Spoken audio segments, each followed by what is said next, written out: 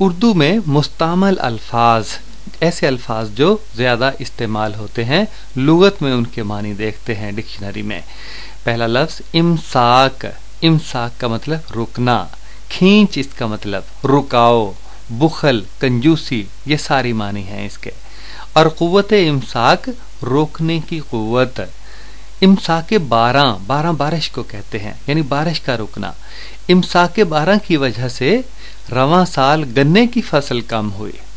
اور ممسک ادویات، روکنے والی ادویات، یہ طب میں اصطلاح عام استعمال ہوتی ہے میڈیکل میں۔ ایک شعر دیکھیے جس میں ممسک کا لفظ استعمال ہوا ہے، یعنی روکنے والا۔ مولانا حالی فرماتے ہیں کہ ہمارے ظرف ہی انعام کے قابل نہیں، ورنہ لنڈھائے خم پہ خم غیروں پہ کیوں ممسک ہو گر ساکے، یعنی ہمارے ظرف، ہمارے کرتوت اور ہماری ذہنی کیفیت ہی اس قابل نہیں ہے کہ خدا اپنی رحمت سے ہمیں نوازے، ورنہ اس نے اپنی رحمت کو روک کر نہیں رکھا۔ اگر روکا ہوتا تو غیروں پر یہ رحمت کیوں نازل ہوتی۔ خم کا مطلب پیالہ، یعنی غیر اللہ کی رحمت کے پیالے سے مستفید کیوں ہوتے۔ خدا نے رحمت کو روکا نہیں ہوا ہے۔ اب بچوں آپ کو نقطہ ماسکہ اور طول ماسکہ آسانی سے سمجھ آ جائے گا۔ طول کا مطلب ہوتا ہے لمبائی، جیسے طویل راستہ، طول اور عرض، یہ سب الفاظ ہم نے پڑھے ہوئے ہیں۔ تو نقطہ ماسکہ اور طول ماسکہ، آپ دیکھیے بائیں طرف والا محدب عدسہ جو درمیان سے موٹا ہوتا ہے، کنویکس لینس، اس میں جو متوازی شعائیں آ رہی ہیں، جو سیدھی شعائیں آ کر اس عدسے کے اوپر پڑتی ہیں، وہ عدسے میں سے گزرنے کے بعد ایک نقطے پر مرکوز ہو جاتی ہیں، ایک نقطے پر جکڑی جاتی ہیں، پکڑی جاتی ہیں اور اکٹھی ہو جاتی ہیں۔ اس نقطے کو نقطہ ماسکہ کہتے ہیں، فوکل پوائنٹ انگریزی میں۔ اور آپ دیکھیے گا کہ عدسے سے اس نقطے تک کا فاصلہ طول ماسکہ کہلاتا ہے، جو نیچے لکھا ہوا ہے۔ تو کتنی آسان بات ہے اس انداز سے سائنس کو سمجھنا۔ یہ ہے لفظ بچوں قطب، پول۔ ہم نے زمین کا شمالی قطب اور زمین کا جنوبی قطب یہ الفاظ پڑھ رکھے ہیں۔ شمالی قطب زمین کا شمالی حصہ جہاں پہ برف باری رہتی ہے ہمیشہ، اور جنوبی قطب زمین کا جنوبی حصہ۔ قطبی تارہ بھی ہم کہتے ہیں، جو بالکل عین شمال کی طرف نظر آتا ہے۔ تو قطب کا مطلب ہوتا ہے ایک کنارہ، علیحدگی، الگ تھلگ جگہ۔ تو آئینے کا قطب کون سا ہوتا ہے؟ جہاں پی لکھا ہوا ہے، تو آئینے کا یا عدسے کا کنارہ، یہاں سے ہی سارے فاصلے نوٹ کیے جاتے ہیں۔ دیکھیں نا، جو متوازی شعائیں آ کر پڑتی ہیں آئینے کے اوپر اور ٹکرانے کے بعد ایک نقطے پر مرکوز ہو رہی ہے، اور یہ نقطے کا فاصلہ جو ہے وہ پی سے ماپا جائے گا۔ جیسے ہم نے پیچھے طول ماسکہ پڑھا، طول ماسکہ پی سے ایف تک کا فاصلہ، یعنی اس نقطے تک کا فاصلہ جہاں پر شعائیں آ کر اکٹھی ہو جاتی ہیں ٹکرانے کے بعد۔ بچوں ایک لفظ ہم پڑھیں گے آگے، انحناء۔ تو اس لفظ کی تحقیق کرتے ہیں۔ تحقیق لفظ انحناء، انحناء کو لغت میں دیکھتے ہیں۔ انحناء کا ایک مطلب ہے ٹیڑھ، خم یا جھکاؤ۔ جیسے دیوار میں جھکاؤ، ہم برآمدہ بناتے ہیں، اس میں بعض اوقات جھکاؤ رکھتے ہیں۔ تو انحناء کا مطلب ٹیڑھ، خم یا جھکاؤ۔ خط منحنی، خمیدہ یا ٹیڑھا خط۔ لکیر، ٹیڑھی لکیر یا خمیدہ، خمدار لکیر۔ اور مرکز انحناء کا مطلب کسی خمیدہ سطح کا مرکز، خمدار سطح کا مرکز۔ آگے جو آئینہ ہم نے دیکھا ہے، پیچھے بھی ہم پڑھ آئے ہیں، وہ خمدار ہوتا ہے، نصف کرے کی شکل کا، تو اس کا مرکز جو ہے وہ مرکز انحناء کہلائے گا۔ شاعروں نے بھی اس لفظ کو اپنے شعروں میں استعمال کیا ہے کہ عارفوں کو ہر در و دیوار ادب آموز ہے۔ عارف اللہ تعالیٰ کی معرفت رکھنے والے، عارفوں کو ہر در و دیوار ادب آموز ہے، مانع گردن کشی ہے۔ انحناء محراب کا، محراب آپ جانتے ہیں کہ مسجد میں جو جہاں امام صاحب کھڑے ہو کر خطبہ دیتے ہیں وہ جگہ چونکہ ٹیڑھی ہوتی ہے، خمدار ہوتی ہے، اس لیے اسے محراب کہتے ہیں۔ تو انحنا کا مطلب ٹیڑھ، خم یا جھکاؤ۔ مرکز انحنا انگریزی میں سینٹر آف کرویچر، کرو کہتے ہیں خمدار خط کو۔ آپ دیکھ رہے ہیں یہ ایک آئینے کی شکل ہے اور یہ نصف کرہ ہے، جیسے تربوز کو آدھا کر لیں تو وہ ایک نصف کرہ بن جائے گا، تربوز کرے کی شکل کا ہوتا ہے، تو نصف کرے کی شکل ہے یہ۔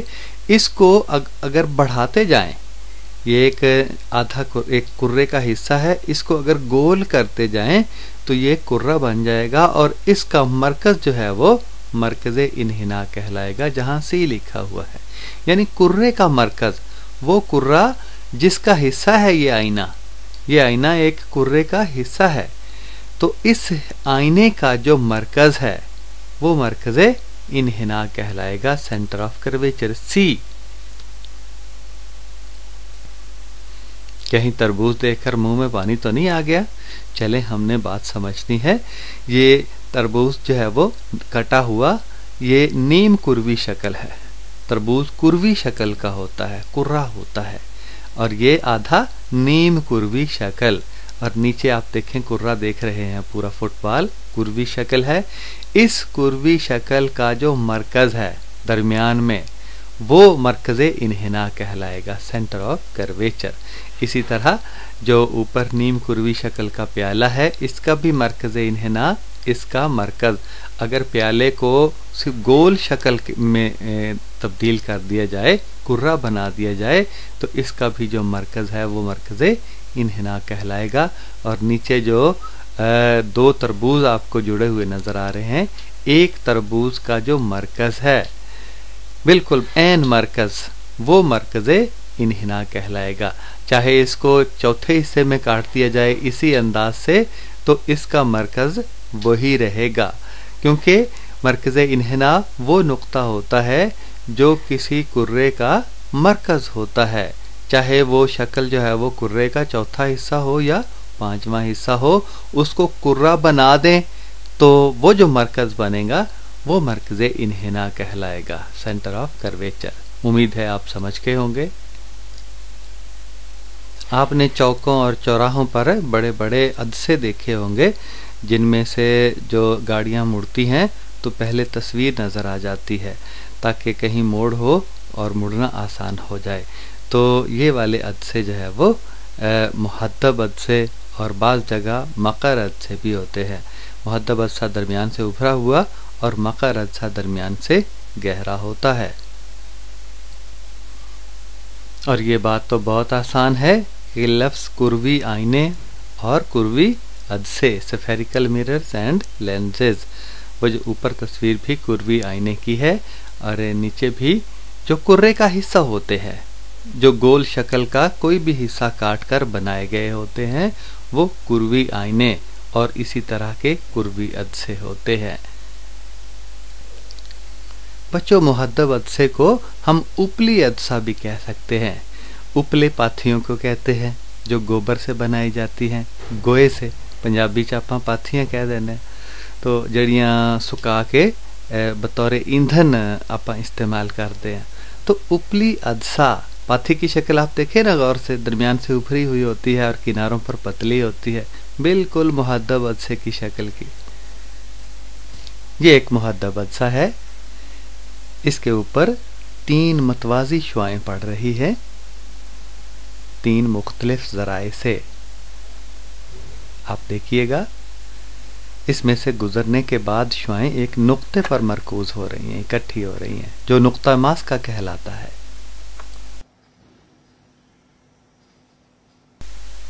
ایک اور ویڈیو دیکھیے۔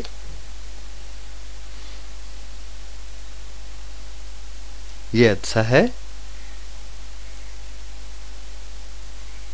کون سا عدسہ ہے؟ جس میں سے گزر کے شعاعیں پھیل جاتی ہیں۔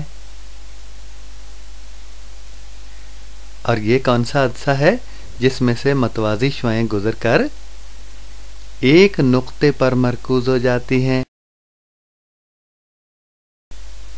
بچوں جاتے جاتے علامہ اقبال کا ایک اور شعر سنتے جائیے. فرماتے ہیں کہ میری قدرت میں جو ہوتا تو نہ اختر بنتا، میرے بس میں ہوتا تو ستارہ نہ بنتا. اختر کا مطلب ستارہ. قعر دریا میں چمکتا ہوا گوہر بنتا، میں تو دریا کی گہرائی میں چمکتا ہوا ایک نگینہ، ایک ہیرا اور ایک گوہر بنتا. قعر کا لفظ ہم پیچھے پڑھتے آئے ہیں نا.